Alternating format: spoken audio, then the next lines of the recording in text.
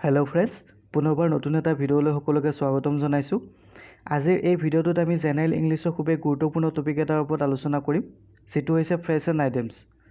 অসম চৰকাৰৰ আগন্তুক gate 3, gate 4 পদৰ পৰীক্ষাৰ কাৰণে খুবেই ইম্পৰ্টেণ্ট আৰু বাৰে বাৰে পৰীক্ষাত আহি থকা ফ্ৰেছ এণ্ড আইটেমছ কেইটামান আমি আজি ভিডিঅ'টোত আলোচনা কৰিম। পলম নকৰি আহক আমি ভিডিঅ'টোৰ মাজলৈ গুচি যাওঁ। ফাৰ্ষ্ট কুৱেশ্যনটো হৈছে ইয়াত কৈছে যে select the alternative which the best express the meaning of the items of fresh. এতিয়া ফৰ গুড দিয়া আছে, ফৰ গুডৰ বেষ্ট এক্সপ্ৰেশ্যন কোনটো হ'ব, চাৰিটাকৈ অপশ্যন দিয়া আছে, তাৰ ভিতৰত এটা চিলেক্ট কৰিব দিছে।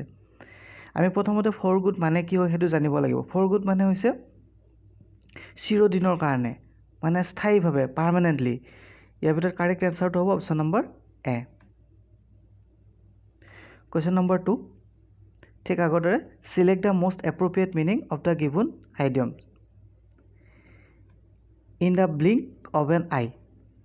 এই যিটো আইডিয়মছ, এইটোৰ বেষ্ট বা এপ্ৰপ্ৰিয়েট মিনিং কোনটো হ'ব, আমাক অপশ্যন চাৰিটাৰ পৰা বাছি উলিয়াব দিছে। অপশ্যনকেইটাৰ ভিতৰত ইয়াৰ কাৰেক্ট এনচাৰটো হ'ব option number A, happen fast and instantaneously. মানে কি, কিবা এটা তৎক্ষণাত হোৱা বুজালে আমি কি বুজাওঁ, in the blink of an eye, মানে চকুৰ পলকতে। Question number 3, select the most appropriate meaning of the given items. A leopard cannot change his spots. ইয়াত চাৰিটাকৈ অপশ্যন দিয়া আছে। মই কাৰেক্ট এনচাৰটো কোৱাৰ আগতে ইয়াৰ অপশ্যনটো নিজে দিবলৈ চেষ্টা কৰিব আৰু ভিডিঅ'টোৰ শেষত টোটেল কিমানটা কাৰেক্ট হয় জনাব।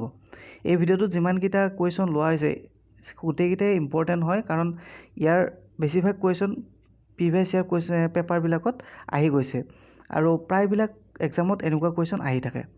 গতিকে ভিডিঅ'টো স্কিপ নকৰি শেষলৈ চাই থাকিব আৰু প্ৰতিটো ফ্ৰেছ এণ্ড আইটেমছৰ প্ৰতিটো কুৱেশ্যন মনত ৰাখিবলৈ চেষ্টা কৰিব আৰু বুজিবলৈ চেষ্টা কৰিব। ইয়াৰ কাৰেক্ট এনচাৰটো হ'ব অপশ্যন নম্বৰ এ, ইউ কেনট চেঞ্জ হু আৰ ইউ। ইয়াৰ মিনিংটো কি হৈছে, ইয়াৰ অৰ্থটো হৈছে যে কোনেও নিজৰ চৰিত্ৰ বা স্বভাৱ সলনি কৰিব নোৱাৰে। মানে যেনে লিপৰ্ড মানে কি, বাঘে যেনেকৈ নিজৰ দেহত থকা দাগবোৰ কেতিয়াও সলনি কৰিব নোৱাৰে, ঠিক তেনেকৈ ইয়াৰ মিনিংটো, এপ্ৰপ্ৰিয়েট মিনিংটো হৈছে option number A. Question number 4, select the most appropriate meaning of the given idiom all ice. এইটো আমি ছ'চিয়েল মিডিয়াত প্ৰায় কেইবাদিনৰ পৰা খুব ট্ৰেণ্ডিং চলি আছে, দেখা পাইছোঁ। গতিকে অল আইচ মানে কি হয়, চাৰিটা অপশ্যনৰ ভিতৰত কাৰেক্ট এনচাৰটো হ'ব অপশ্যন নম্বৰ বি, ৱাটছিং ইগাৰলি, মানে অতি আগ্ৰহেৰে চোৱা বুজালে। Question number 5, choose the most appropriate answer from among options. তলৰ অপশ্যনকেইটাৰ পৰা ইয়াৰ এপ্ৰপ্ৰিয়েট মিনিংটো উলিয়াব দিছে। ওৱান্স ইন এ ব্লু মুন। এতিয়া প্ৰথমতে আমি জানিব লাগিব যে ওৱান্স ইন এ ব্লু মুন ইয়াৰ মিনিংটো কি হয়। ইয়াৰ মিনিংটো এনেকুৱা হয় যে এনেকুৱা এটা ঘটনা যিটো মানে প্ৰায় নঘটে বা বহুত কম হয়, তো তেনেকুৱা বুজায়। মানে আমি যদি চাবলৈ যাওঁ, মুন মানে জোনটো নীলা হোৱা, নীলা আমি হোৱা প্ৰায় দেখাই নাপাওঁ, আৰু যদিও হয় সেইটো একদম ৰেয়াৰ হয়। গতিকে অপশ্যনকেইটাৰ ভিতৰত কাৰেক্ট এনচাৰ কোনটো হ'ব, option number C, rarely. Question number 6, choose the correct alternative mention বিলো। এ বল্ট ফ্ৰম দ্য ব্লু, মানে আমি যে অসমীয়াত কওঁ বিনা মেঘে ব্ৰজপাত, ঠিক সেইটোৱে।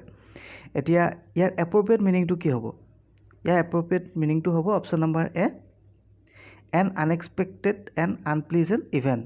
অৰ্থাৎ আকস্মিক ঘটনা বা অপ্ৰত্যাশিত ঘটনা, যিটো আমি মানে কল্পনা নকৰোঁ বা নাভাবোঁ, তো তেনেকুৱা। Question number 7, select the most appropriate meaning of the given idiom a green horn. ইয়াৰ এপ্ৰপ্ৰিয়েট মিনিংটো আমাক উলিয়াব দিছে। এ গ্ৰীণ হৰ্ণ, ইয়াৰ যদি আমি মিনিংটো চাওঁ, এইটো মিনিং হ'ব যে কি হয়, এক্সপিৰিয়েঞ্চ নথকা বা অভিজ্ঞতা নোহোৱা, তো তেনেকুৱা বুজায়। গতিকে অপশ্যনকেইটাৰ ভিতৰত ইয়াৰ কাৰেক্ট এনচাৰটো হ'ব option number B, inexperience person. Question number 8. Select the most appropriate meaning of the given idiom. At one's elbow. প্ৰথমতে আমি এই আইটেমছটোৰ মিনিংটো জানিব লাগিব এইটো কি হয় কি বুজায় এইটো বুজায় যে এট ওৱানছ এলব' মিনছ কাৰোবাৰ কাষত বা ছাইডত থকা বুজায় ইয়াৰ অপশ্যনকেইটাৰ ভিতৰত কাৰেক্ট এনচাৰটো হ'ব ইয়াৰ option number A next to someone question number 9 the police said that their inquiries had unfortunately come to a dash end গতিকে ইয়াত ডেছত কি হ'ব সেইটো আমাক সুধিছে ইয়াত আমাৰ চাৰিটা অপশ্যন আছে চাৰিটা অপশ্যনৰ ভিতৰত কোনটো কাৰেক্ট হ'ব এটা যদি আমি চাওঁ শ্বৰ্ট ইন এইটো নহয় বা লং এণ্ড এইটো নহয় গতিকে আমি কি কৰিলোঁ চাৰিটা অপশ্যনৰ পৰা দুটা ইলিমিনেট কৰি দিলোঁ এতিয়া বাকী দুটা ৰোল এ আৰু বি ইয়াৰ ভিতৰত এটা হ'ব ইয়াত এটা গুৰুত্বপূৰ্ণ কথাটো হৈছে যে এক্সামত যেতিয়া কুৱেশ্যনবিলাক আহিব আমি কাৰেক্ট এনচাৰটো যেতিয়া চিলেক্ট কৰিব লাগে তো বহুতকেইটা মেথড আছে কেতিয়াবা আমাৰ কি হয় আমি ডাইৰেক্ট কাৰেক্ট এনচাৰটো নাজানিলেও যিকেইটা কাৰেক্ট নহয় সেইকেইটা আমি গম পাওঁ তো সেইকেইটা ইলিমিনেশ্যন প্ৰচেছৰ দ্বাৰা আমি কাৰেক্ট এনচাৰটো উলিয়াব পাৰোঁ যেনে ধৰি লওক এই কুৱেশ্যনটোত আমি চি আৰু ডিটো ইলিমিনেট কৰি দিলোঁ এইটো যিহেতু নহয় আমি জানো এইটো নহয় এতিয়া এ আৰু বিৰ ভিতৰত কি হ'ব এতিয়া এই চেণ্টেন্সটোৰ মিনিংটো কি হয় সেইটো আমি বুজিব লাগিব ইয়াত এটা চিটুৱেশ্যনৰ কথা কৈছে যে যিটো চিটুৱেশ্যন মানে কি a situation where no' progress can be made কি হৈছে এই চিটুৱেশ্যনটোত কোনো এটা প্ৰগ্ৰেছ হোৱা দেখা পোৱা নাযায় গতিকে ইয়াৰ ইনটো কেনেকুৱা হ'ব ডেড ইন ক্ল'জ মানে বন্ধই গতিকে ক্ল'জৰ লগত ইনটো চুইটেবল নহ'ব ডেড ইন ইয়াৰ পিছৰ কুৱেশ্যন আমি চাওঁ কুৱেশ্যন নম্বৰ 10